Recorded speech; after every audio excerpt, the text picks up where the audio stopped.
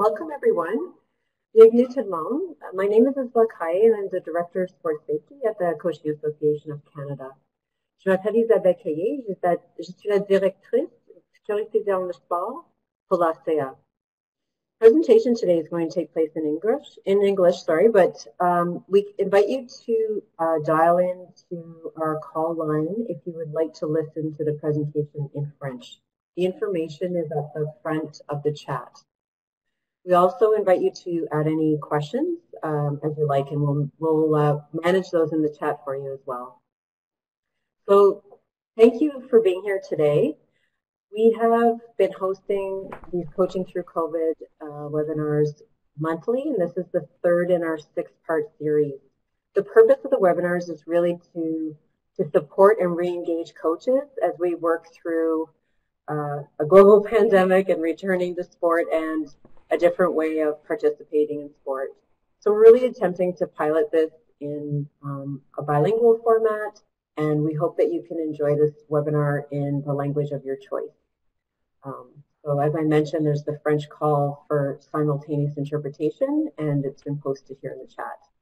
I'd just like to acknowledge that the land we are gathered on today, I am here in Ottawa. Our guests are in Alberta and BC. And I'm here in Ottawa on the unceded territory of the Algonquin people. And the land that surrounds us is part of who we are, and it reflects our histories. And so I welcome you all here today across our vast country. Our format today is a 30-minute presentation followed by question and answer. Please put any questions you have in the chat in the language of your choice, or feel free to ask them live, and we'll be sure that they're answered for you. And you can do that by using the hand raise signal at the top of the screen.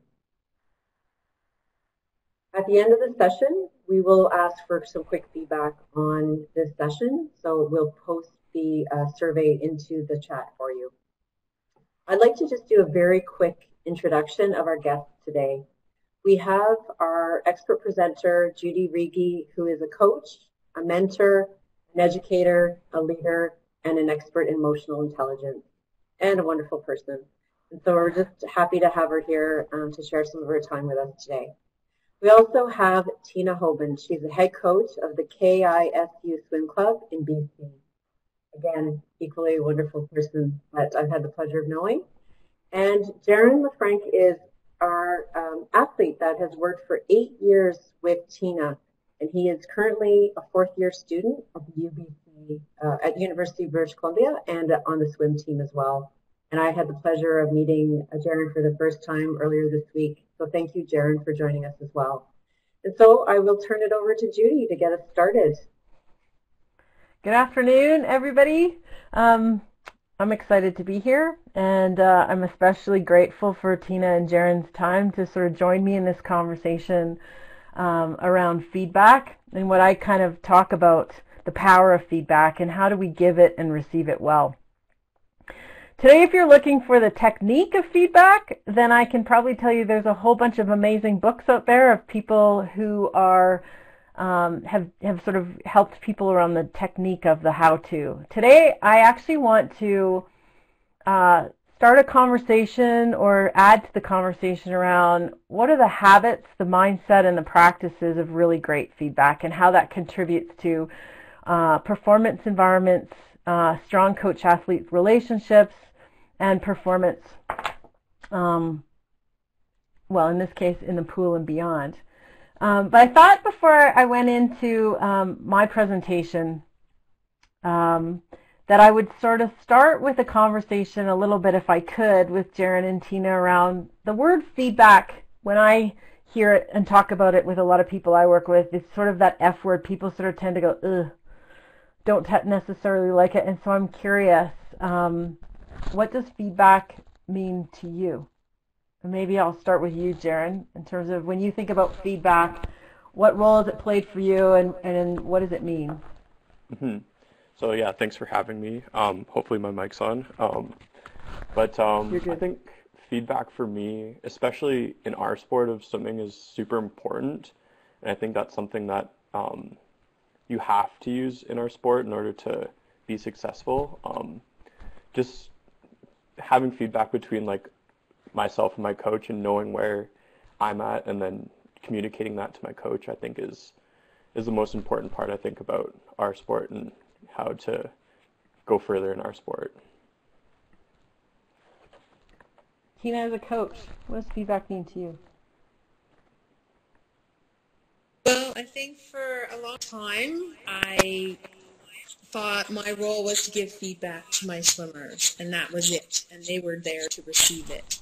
But I think as I've become a better coach, I've realized the value of me listening to them in order to create a stronger relationship between us as the athlete and coach and to move them further towards their goals. I really need to listen to them.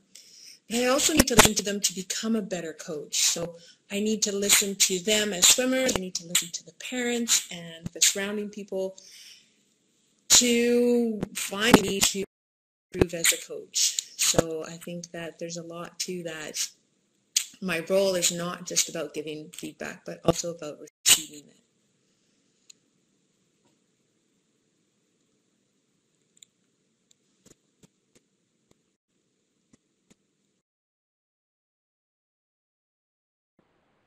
You're on mute.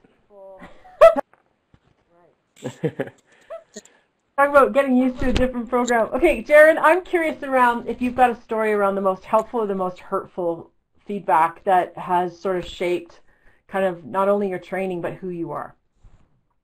Mm-hmm.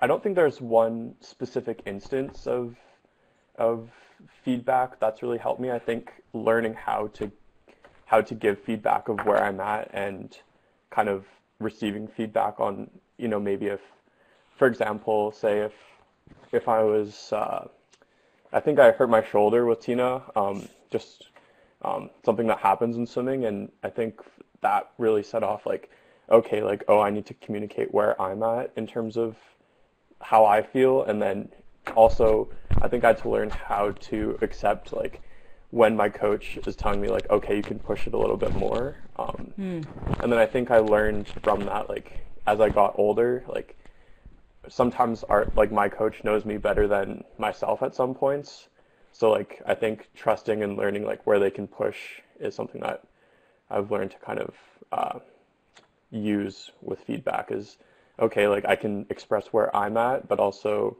they can kind of know where they want me to be, if that makes sense. Yeah, makes a lot of sense. Tina, how about you? You got a story?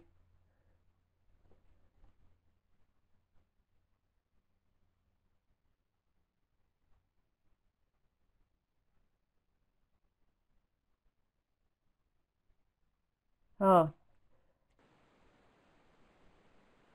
Does your mic Tina, work?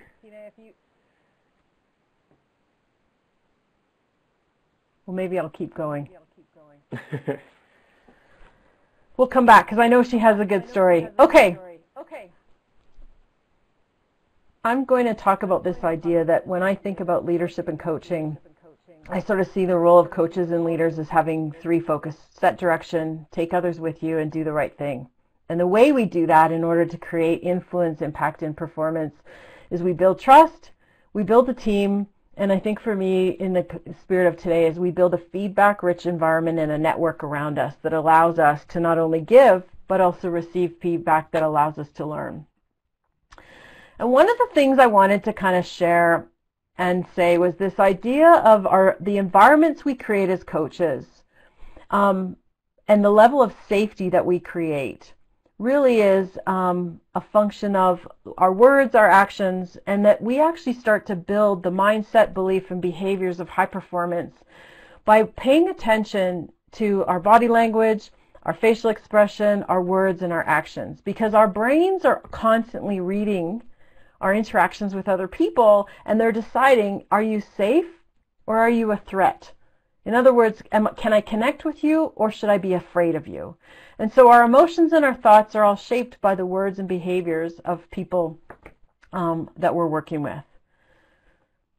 And so when I think about this idea of emotional intelligence, I also want to sort of build this place and space where our ability to learn and get better is a function of reflection, and feedback lives in that place of of reflection. So I have an experience, I have I'm training, or I have an interaction with somebody, and then there's this opportunity for me to learn through reflection. And then from that reflection, I have a choice and decision I can make, and then that informs the way I act going forward. And so the feedback piece that we create as coaches is part of this learning loop. We create awareness, we allow people to practice so that what they know becomes permanent, and we start to actually move people through that learning continuum from I didn't know what I didn't know to mastery. And I think one of the things that we sort of think is feedback is something that happens only when things go wrong, or only when things go right. And today I want to talk about unpacking this word feedback and really looking at how do we build the balance so that we are actually offering a place and space for people to learn, grow, and do better. So when I think about the word feedback, I sort of see it as 2 4-letter words, right? Like feed being how do I nourish and give you information you didn't have before. And this notion of back, I don't want to push you back, I want to push you forward or make you stronger. And so when I play with the words of feedback, I guess what I wanted to sort of get you to think about for a second is when you think about your personal relationship to feedback, would you look at the feedback that you give your athletes, give your peers, give others as balanced? Do you balance equally the richness of the positive with the detail of maybe the constructive or the negative? In my experience, we tend to start a feedback conversation, that was pretty good, and then we go straight into what needs to get better.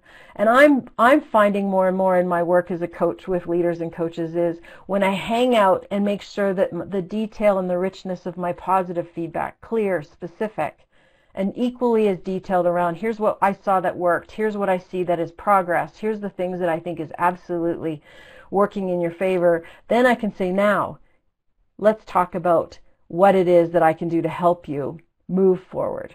Because when we over-focus on the negative, the message we're sending to our brains and to the other person is that nothing is quite good enough. Or we can actually do more harm, or people can start to just know that when we open our mouth, what they have to get ready for and almost armor up for is the criticism or the wrong spotting. And what I'm saying is there's a role for that, but we need to actually make sure that it's balanced and equally rich and detailed. And that is a skill many of us could use some practice at. Here's another thing about feedback, and I think this connects certainly to maybe perhaps the generation in which we grew up, but also one of the things I wanted to sort of share with everybody is this idea of shame, embarrassment, guilt, punishment, and humiliation don't actually create learning and lasting behavior change with our athletes or with ourselves. So when I feel like I'm either told I'm not good enough, often enough, I start to believe that, or when I don't believe that the feedback I'm getting is deserved, or it's done in a way that makes me look less than or smaller than others, then what you're going to start to find is you get more defensiveness, you get people disconnecting, and what we don't do is what we're trying to do, which is create long-term lasting behavior or performance change so that people can actually excel in whatever sport it is that you're coaching. So let me unpack this word a little bit, just because I like to play with words. When I think of giving feedback, I think about myself taking a look at what I'm seeing, what I'm hearing, what am I noticing, and what I'm trying to do is find every effort or energy that I can develop. What is it that is working? What are some of the things that I can start to see that actually helps build belief in self, agency or self-determination, character, knowing what is right or good thing to do, how to role model, and the know-how. How can I get better at this? So when I'm really finding effort and energy to develop, what I'm doing is I'm not only hopefully improving the skill, I'm improving the human being that I have the privilege of coaching and who has the privilege of having me as the coach. That relational connection, the psychological safety that we build through feedback and this positive kind of learning loop. So rather than be a vicious circle of feedback, we can create a virtuous circle of feedback. And the first and most important belief that we have to build is the belief as a coach and between a coach and an athlete that I'm actually here and I want to make you better and better. So I'm sure many of you sort of have seen the belief behavior loop. Somebody's moving my slides. Here we go. When I believe I'm able to, then I tap into my potential. And so my ability to then put effort and energy into what I need to do to get better, get stronger, go harder, I'm actually tapping into that. And so then I'm more likely to practice and play with what it is you're teaching or sharing with me. And so that my outcome then reinforces a belief of I can. But if the messages I'm getting is I can't or not good enough, then what I'm accessing as my potential is compromised, and then my effort is less because I'm already anticipating a more negative feedback. And so this loop, this learning loop, can either be virtuous and grow, or it can actually be vicious and help people start to sort of cringe or avoid or not looking for things. And the same thing happens around for us as coaches. How am I receiving feedback? And I think Tina alluded to it in the beginning of our conversation today.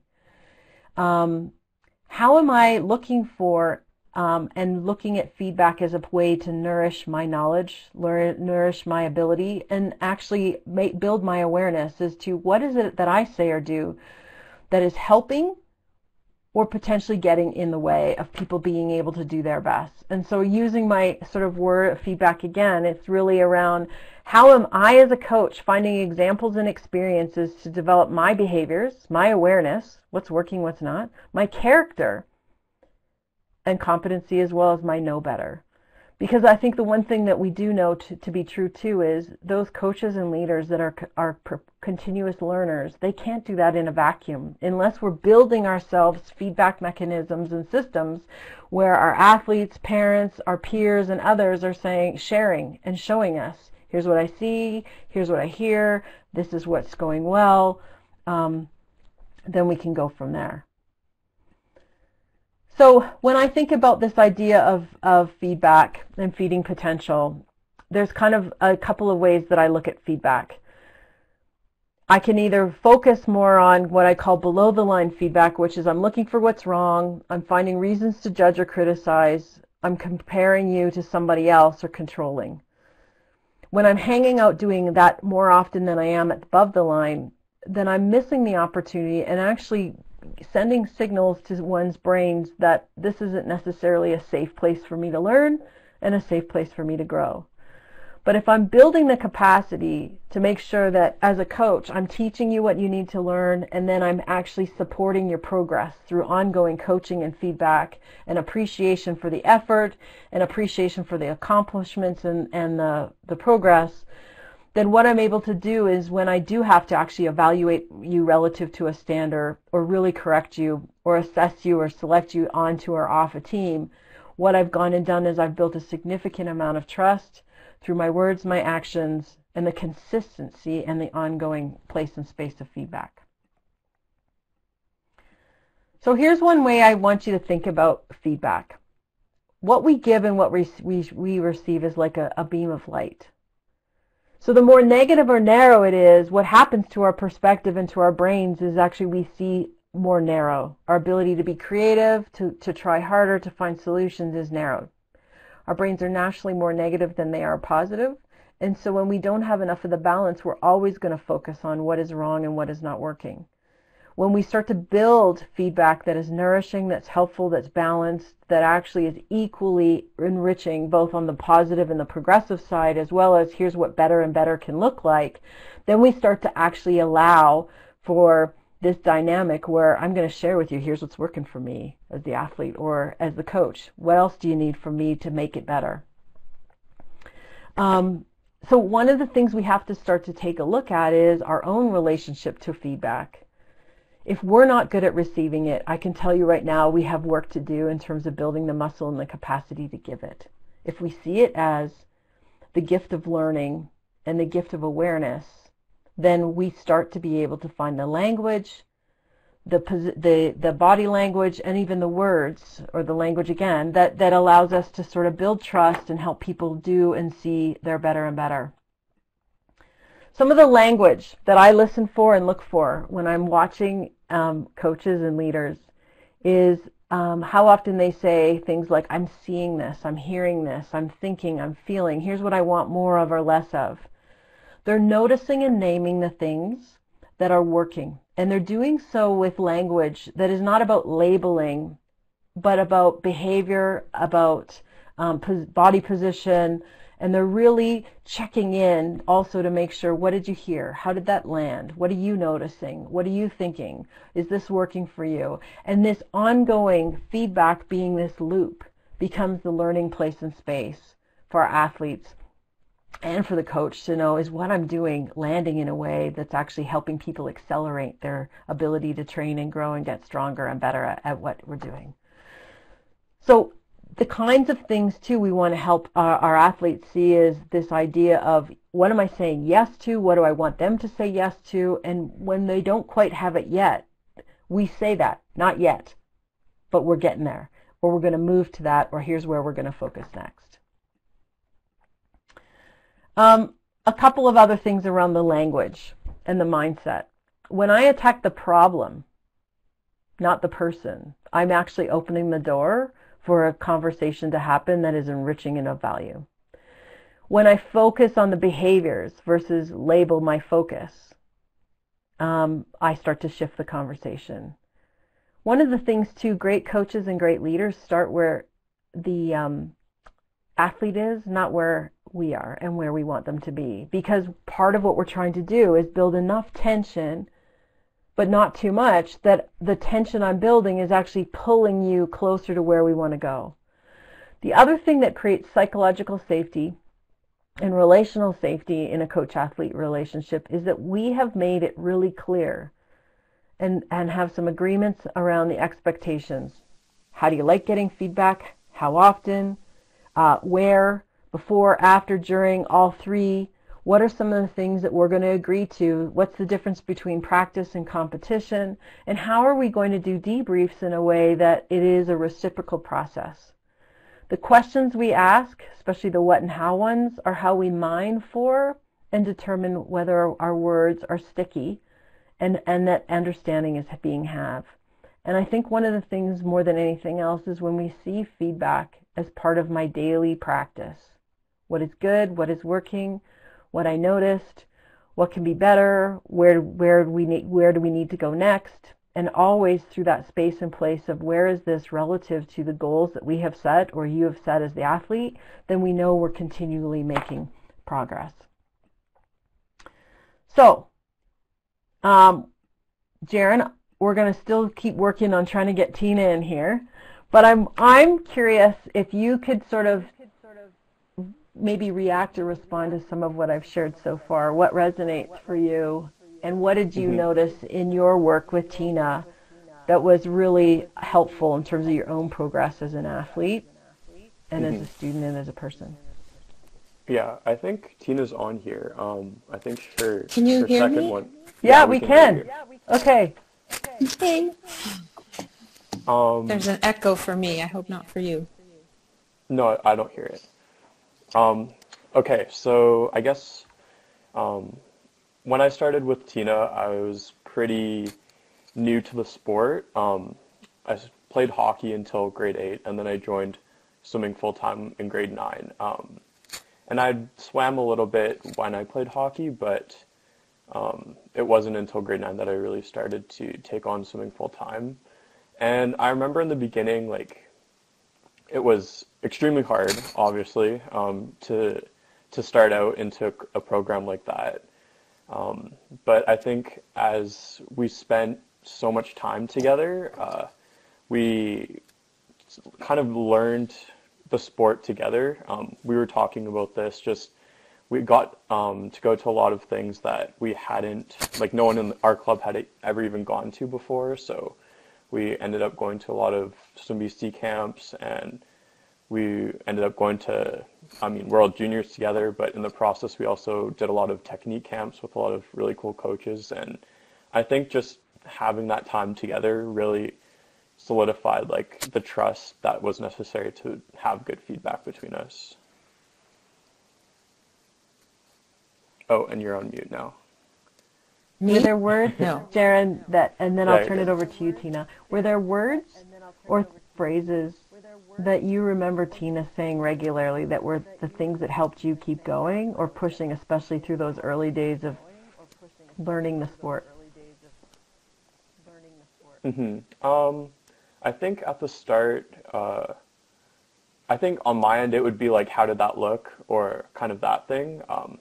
Especially with, like, I'm a breaststroker, so in my stroke it's very like all the strokes are, there's a lot of nuances, but just learning like how does that look, and asking someone else. And then from her, I remember like, how was that practice?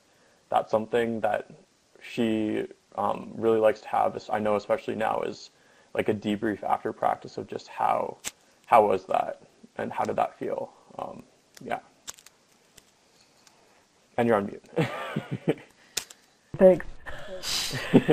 I'm so used to Zoom that this thing is different for me.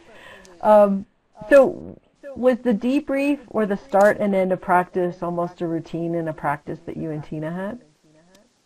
I would say, like, every day there'd be something that I would be focusing on, and I mean, there's one part that you can do so much, like in swimming, like you're almost your own coach in a way, because like you're spending almost 2 hours swimming in your own head. So there's that element, but then you also want to have that, like, that reassurance that what you're doing looks right and that sort of thing. So I think having that trust to like ask someone if that did look good, or if that was the right time or done the right way, I think that is really important. One thing that struck me, Jaren, and it's too bad we don't have Tina on the line any longer. I am. Are you there? Yes. Oh, I'm sorry. No, that's right. I don't have video. Tina, I'm just curious. Okay. I'm just curious, Tina, around what are some things that you have noticed that you say or do that helps build trust with athletes, that fits with what you and I have talked about over time, but also just that you noticed worked really well with Jaren that was different maybe than some of the other athletes? Well, Jaren was great because he was really keen on getting better, and it's easy to coach when somebody's keen like that. So that was awesome about him. With other athletes, I have to engage more with them.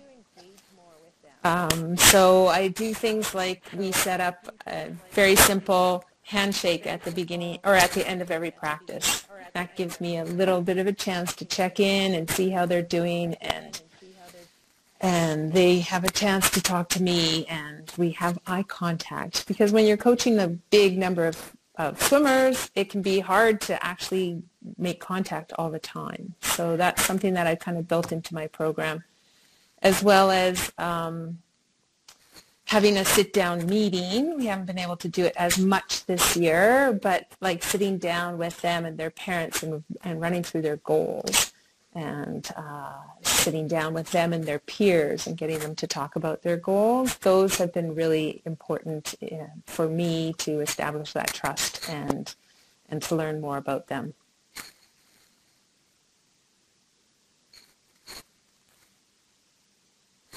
I think you're on mute. I will learn this by the end of this hour. But what I love about what you're saying is there's the eye contact, the agreements up front at the beginning of the year, and the continual revisiting of it, and actually sort of building that cycle of feedback. That's the kind of the environmental spaces that make feedback that notion of this is good, I want it, I actually crave it. And so I appreciate you sharing that. Yeah, it's harder now with COVID because, of course, you can't shake hands. We can't even be within 2 or 3 meters of the swimmers. So this year I have like a weekly survey that goes out, and I ask different questions on it. And it always has like a check-in for mental health so I can find out how they're doing, because there's no chit-chat before practice. There's no chit-chat after practice. So it's a lot different this year, but I've come up with different ways of trying to have more engagement with them. Cool. What are some of the questions then in your survey that you could share with the coaches here online that some of them might want to steal shamelessly? Sure. I can't remember them all offhand, but there's always a question in terms of mental health. There's always a question of how many practices, because we have sign-in for practices now, and I'm always, my role as a coach is to be hard on teenagers and hold them accountable and make sure they are going to the right number of practices. But that's totally different this season because some of them are not coming to the right number of practices for legitimate reasons, and I need to be there to support them for those reasons. So that's been a real flip for me to play that supportive role. So I've really, that's why I asked one of the questions on the survey is, if you aren't going to the basic number of practices, why not? And that gives them a chance for them to explain to me why not, and then I can flip that role and be, okay, I understand, you know, your family only has 2 vehicles and 2 parents working, and it's super complicated to get to the pool some days, so that makes sense. Okay, here's what you can do instead. So, and then this, I've asked them about if they're stressed about the COVID restrictions and if those are impacting them. And then I've asked them what they're excited about and what their Christmas plans are, and just things that we would normally have in a normal conversation that we would have time for on the pool deck.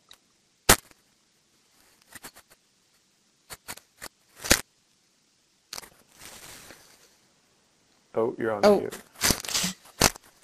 So I'm wondering, Isabel, how you want us to tackle them.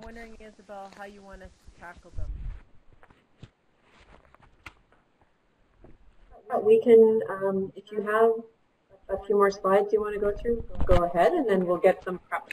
No, actually, the last, like this was, the real finish for me was really around as we look at feedback and take questions in. I think I'm going to put it through the lens of how are we actually building balanced feedback that is both holds our athletes accountable and responsible for their part in the training environment, but also is nurturing, helpful, and in some cases, especially through COVID, healing. Knowing that somebody cares enough to ask, wants to know what else is going on, kind of like what Tina was sharing. Okay, so we've got, you see the question? I can happy to read it out. I'm just looking at which chat you want me to be in. Okay, first question I've got here, what are the best ways to promote positive feedback in players? So I'm going to make an assumption here that we're talking about player to player, or maybe if Mohit could clarify that for me, that would be helpful. Yes, okay, player to player. I'll be curious as to, Jaren, what you think, and Tina, but I'm going to start with what I have done and what I've seen in groups. There is an exercise is like catch people doing good things or find the good. And so it's not uncommon that I have worked with young people in a classroom or in a sports setting where we finish the practices, one thing I did well and 3 things in others that I noticed, or one other person that I want to call out and name and notice what it is that they did well. So when we build the practice of actually asking our athletes to share and notice what is good in others, not from a place of better than me, but I did my best today in practice, and what are some of the bests or the behaviors that mattered to a great practice, great teamwork, whatever it is, we can actually model that by actually making that part of the checkout process at the end and beginning or the end. Tina and Jaren, I'm curious if you've seen other coaches do different things to sort of elevate that athlete to athlete or player to player feedback. I would say that, like, asking some of the main leaders in the group, like the team captain or somebody, to initiate that kind of behavior, and that can be really infectious, and it can spread around, and other people will start doing it as well. So that would be one of my strategies that I've used in the past. I think, I mean, swimming is a pretty individualistic sport. But I think even being in a group, I think there's that common notion in swimming that you want to get better, and hopefully everyone in your group also wants to get better. So I think providing feedback, especially if you're a more senior person, to people and holding people accountable. And I think the team culture has to have that assumption that holding people accountable isn't something like you don't need to get defensive about when people hold you accountable. And to know that, it's not calling someone out, but it's more giving people reminders. That's something we like to use at UBC is you're reminding someone, you're not calling them out. Because at the end of the day, like everyone wants to get better, and if one person in your group is going to push you to be better, then it's going to make you better. So why not? Right. So when we set the stage that this is the language we use in our program or on our team, this is how often we're going to give or look for opportunities to celebrate each other's progress, and what we're not criticizing, like as you say, we're reminding or helping. Here's one, Tina, for you and I maybe to weigh in. Do we have any tips on how to provide feedback to parents of developing athletes? Do you want to start? Sure. Feedback to parents. Yes. Just when you're like your mic is scratching, so just make sure that when you're talking, like it's not scratching on anything because it's loud. Okay. Yeah. Is that better? Yeah, I think that's better. Okay. For feedback to parents, I just really focus on a lot of education. So I want to start really young and start getting those swimmers educated really early, or getting the parents educated really early. And I find there's a good amount of sharing that happens between parents that will help. You don't have to educate all of your parents. You have to educate the keen ones, and those keen parents will help educate the rest of the parents in your group or your club. Can I weigh in on this as a parent of athletes? The best coaches that I've worked with set the stage and the expectation up front that the most of the feedback will be going from coach to athlete, and that the conversation around feedback with the athlete had to include the athlete. So some of the best coaches I worked with set the stage that if parents wanted feedback for their developing athletes, it was a three-way conversation, and that it was really focused on what are the steps, the progress that's been made, and where the focus area is. But one of the things that I have also seen is when coaches use parents as a way to create a drama triangle with their athletes, and that is not a healthy practice, as I'm sure you can all agree. So I think when parents understand the way you want to coach and how you will give feedback and who it's towards and what purpose it's for, then I think to your point, Tina, we start to help get parents as a support system for the athlete in creating the conditions that they're allowed to do and be their best without having a third person also being a part of the critique team, I guess, on the sidelines. I don't know if that resonates for you, Tina or Jaren, but...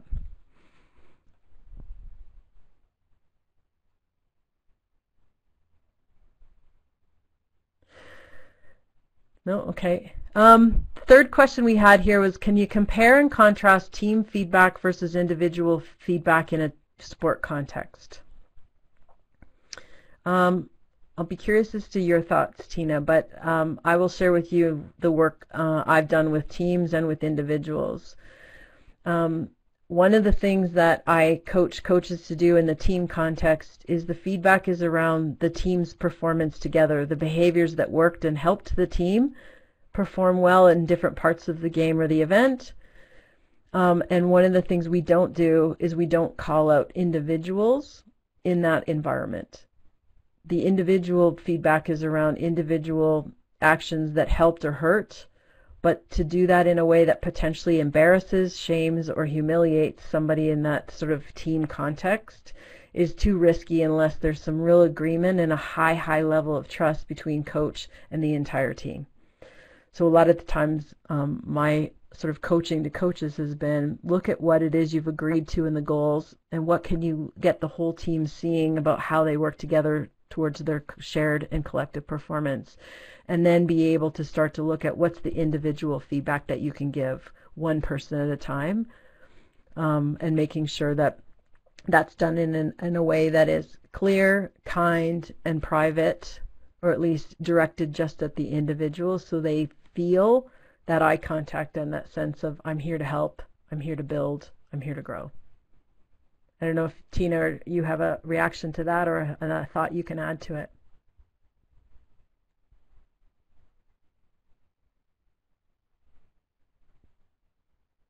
Nope. Okay. Jaren, have you had, seeing as you've done an individual sport and a team sport, have you seen dynamics where that worked or didn't?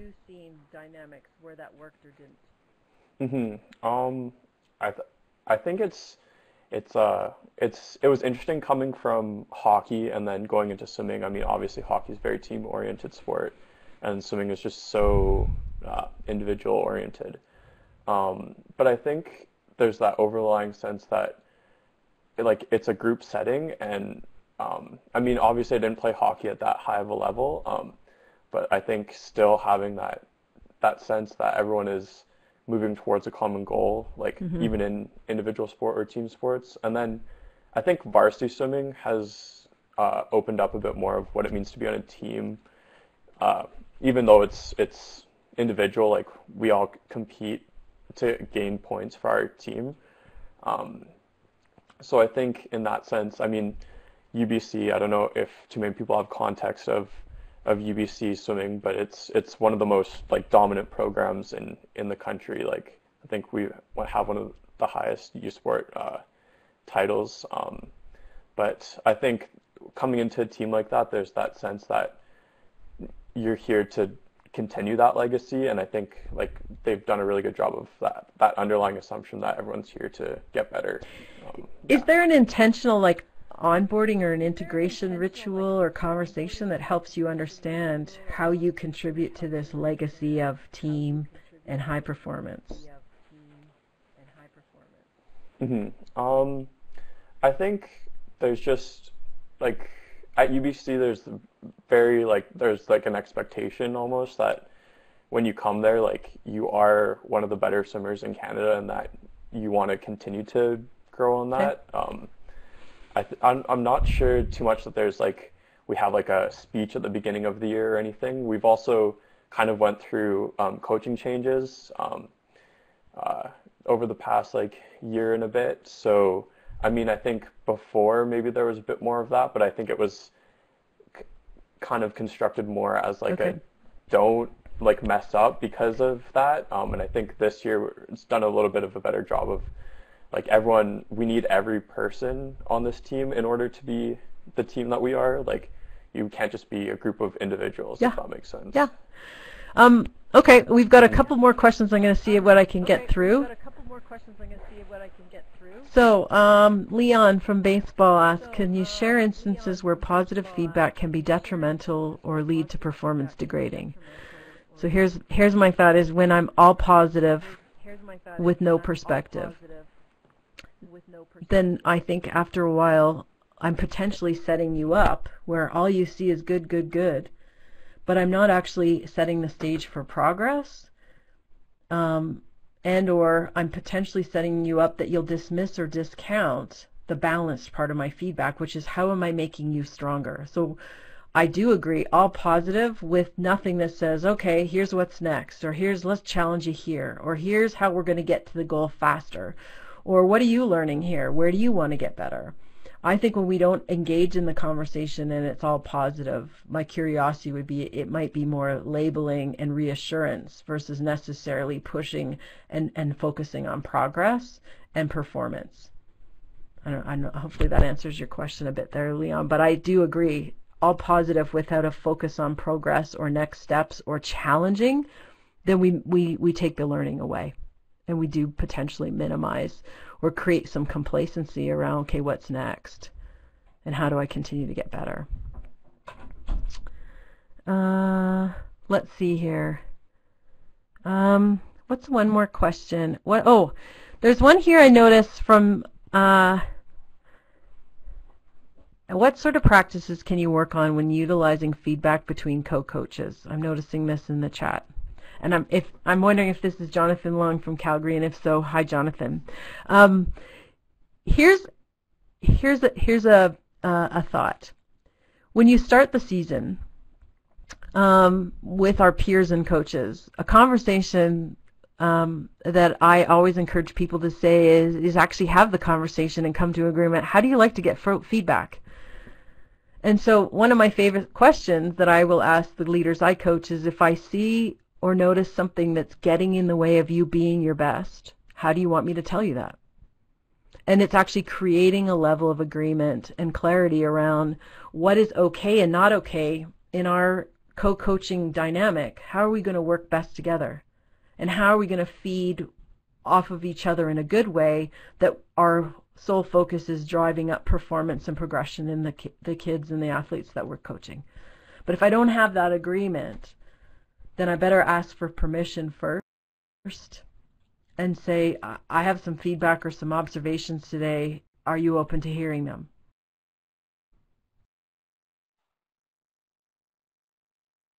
And then you can open the conversation, and hopefully, rather than it being I'm right and you're wrong, but let's get some understanding, or here's what I've noticed, help me understand your choice around using that language, that tactic, all that kind of good stuff. You've got a question. Okay, Isabel, do we have time for one more question? Just in terms of feedback in our... Which one would you like me to fit? Yeah, we still have about 13 minutes, so we still have time, Judy. Can you hear me? Okay.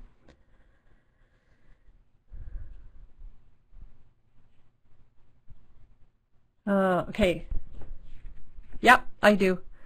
I'm just looking at some of the chat going, okay, which one do I want to pick here? So there's one, feedback on paper or online can be much different than live feedback due to the social cues. Oh, couldn't agree with you more. What can we de-escalate or escalate it, or can de-escalate or escalate a situation? How does this COVID pandemic affect the effectiveness of this feedback? Okay, this is where I'm going to say the more intentional we are, especially when we can't necessarily pick up the cues when we are in person, eyeball to eyeball. And so I think the intention of our feedback has to be made visible, because with the words or just even on screen, unless I say my intention of this feedback is to help you see or hear that this is really good or this can be better. But I think when you let your intention to be very, very clear, is this progress? Is this positive? Is this both? And I think that's the most important thing we can do as coaches right now, is choose our language well, keep it behavioral, focused forward, and less about labels. And that we really make sure that when we send something digitally or online, that we check in. How did that land? What did you hear? What are you learning here? Those become super important. Okay, another question here is, what advice can one use to shape feedback to different ages of athletes? When you think about the social and emotional development of athletes, one of the things that I know to be true is that from the time we hit puberty through to our mid-20s, our brains are undergoing another significant change in terms of the way we receive feedback and also just the way we problem solve and think things through. And so when I think about kind of that early pubescent stage, sort of that 11 to 15, I think I spend a lot more time with young people really unpacking what is it that they're hearing, what are they understanding, and really focus on progress. As I get into sort of teens and later, I have way more of a conversation around how do you think it went? What did you notice today? What worked for you? What would make it better? Some of what Jaren's been talking about, it's about engaging the conversation and problem solving with me, or focusing on progress with me, because if I'm always one way, what I know to be true, with young people and as a parent of 2 teenagers is what I have to be conscious of is if I'm always narrating and talking at versus talking with, I'm triggering their brain that says, I'm not included in this conversation and this isn't okay for me. Because at this age and stage, when we're sitting in that kind of teens to early 20s, I'm also in that process personally, trying to actually make my own choices, become more adult-like, and my ability to fit in with my peer group is also pretty important. So when I'm treated with respect, then I am also able to give it. And so the kind of feedback that I'm giving when I work with older teens and young adults is I spend way more time checking in on what did they hear, so that the message lands in a way that I wanted it to. And if it doesn't, I'm able to have a do-over, I guess is what I say. And I'm not dealing with somebody who is hurt or who's pissed off or who missed the message completely. So hopefully that helps. Edmund?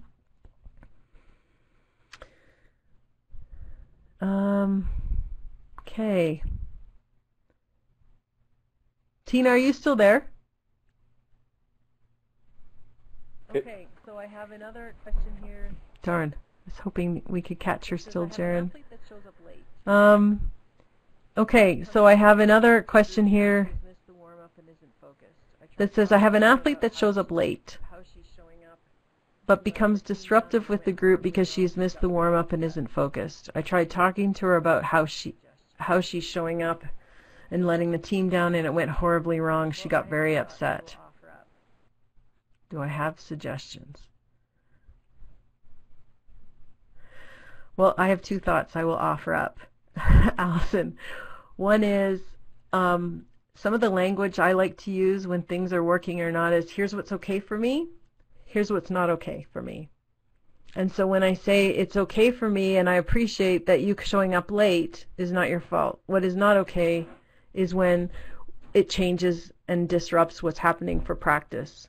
So when you come in late, here's would be so paint the picture of the progress she can make from coming in to practice into your training environment. What would be the behaviors or actions you'd like her to see, and reinforce that.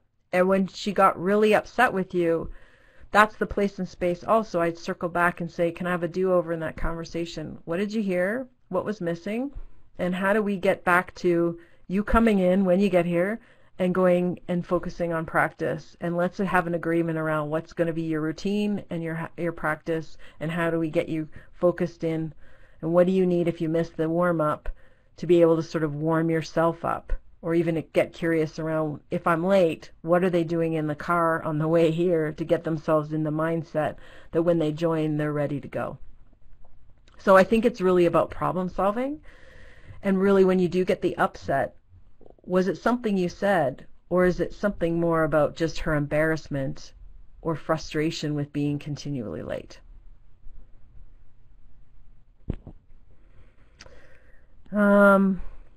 Okay, I got a few more minutes. Wow, this is a long one. My sport provides limited coaching interactions during games. So with U12 and U15, we start developing some basic coaching skills within themselves in order to provide open and non-threatening conversations so they can start learning to resolve problems. Yes, as they develop. Okay. I'm just curious around what the question is, Larry. These are some really great habits and practice that I'm seeing is when we teach our kids how to give and receive feedback and what the purpose of it is and how we do it with each other. I think that is an absolutely awesome positive cycle that we can create. So I would say kudos to you for investing in kind of building that capacity and the awareness with kids that age around the gift and the value of what is working, what did I learn, how do I get better. When you think about feedback, okay, Jaren, one last thought from you. When you think about feedback and your own evolution or continued evolution as an athlete, what do you wish you got more of? Or you could give this community of coaches some advice around if people wanted to get your better and better, what are some things they should always remember to do, and maybe one thing that they should remember not to do? Just the trust that I have with my coach, so that when they say that I could have done something a little bit better, or I think I need to trust a little bit more the vision that the coaches have for me. I think especially like when it comes down to it, like having that trust, I think, is the most important part. And I don't think there's anything like in a coach that I haven't had. I think just having those open conversations is something that is necessary, I think, in order to get better, like as an athlete, is working with your coach. It's not, I think, seeing the relationship as working with, and not, I don't work for my coach now. Like, I don't have to be on this team. He's not paying me to be on, well, he is, but a little bit. But like I think framing it that way, where I don't have to be there, I get to be there, and there's the sense where we're working together towards a goal, is something that I think, as a younger athlete, I think a lot of athletes think that, and maybe like they think that they have to be there, or that there's some sort of transactional relationship between coach and athlete. So I think moving away from that, I think, is really important. Awesome, good advice. I'm going to take, there's just 2 comments in here that I'm going to finish up with, and Isabel, I'll turn it back to you. Awesome, good advice. Lori, you I'm going to take, there's just 2 comments in here that I'm going to finish up with, and Isabel, I'll turn it back to you. But Lori, you were asking me kind of, the last part I said, how do you want to receive feedback? I don't know if this was the part where one of my questions is, if I saw or noticed something that was getting in the way of you becoming better, how would you like me to tell you? That's one way. Or the other piece is, I have some observations of what happened today. Can I share them with you? Are you open to hearing my feedback? That's another way we can say it. And to Selena, who asked, what would you say to an athlete who doesn't seem to be taking or integrating their feedback?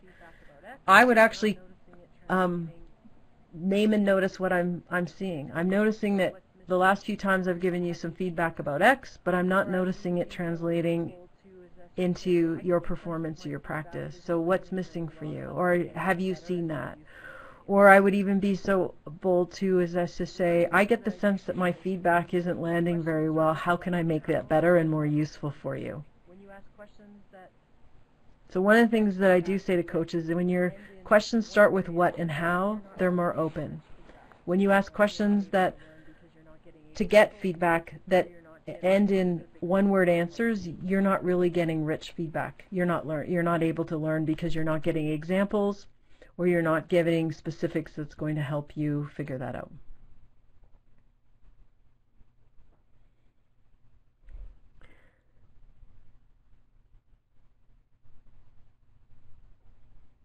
Yes, thank you. Okay.